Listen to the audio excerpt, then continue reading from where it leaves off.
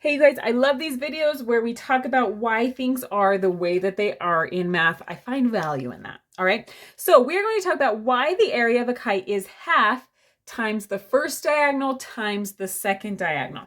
So here is our kite here. And for the sake of this example, we are going to give it some dimensions. So we're going to say this is our first diagonal. And this section measures 2 and this one measures 5. And we're going to call this our second diagonal, and this measures 2 and 2. All right, now I want you to imagine in your mind that we cut this in half and made it into 2 triangles. Guess what? You don't actually have to picture it because here it is, voila. Now let's go ahead and label this with these dimensions. So this would be 2. This would be 5 and 2, right? Or we could just say the whole thing is 7. And same over here, 2 and 7. So now if I didn't know this formula, I could go ahead and figure out the area of both these triangles, add them together, and that would give me the area, right? So let's go ahead and see what happens.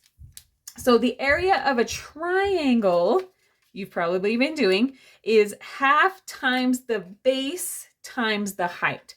So if I were to do that, I would get half times the base, which is 7, times the height, which is 2. And then if I'm trying to find the whole thing, I would then add the area of this one, which they're the same triangle, right? So it would also be half times 7 times 2. Okay, now if I have half of something plus half of the same something, isn't that just going to give me that? That was very proper English. Or you can think of it as 1/2 times 14 is 7. 1/2 times 14 is 7. 7 plus 7 is 14, right? So either way you think of it, when I add all this together, I get 14. Or we could also write 14 as 7 times 2. Now, if you're like, lady, you're losing me, just hold on. We're almost there. We're almost to the finish line. Now, this would be the area of these 2 triangles combined, which is the kite, right?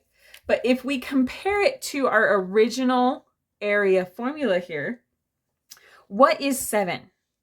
Well, 7 is diagonal 1, right? Diagonal 1. What is 2? Well, 2 is half of diagonal 2. What? And what are those doing? They are being multiplied together. So I could also write it as half times diagonal 1 times diagonal 2, which gives me the area of the kite.